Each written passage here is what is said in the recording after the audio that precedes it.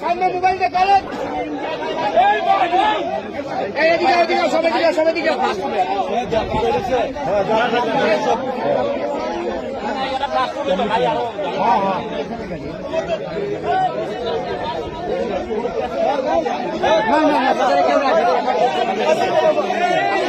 ভাই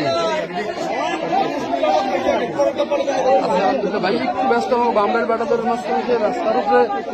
green line বাস আগুন লাগবে তো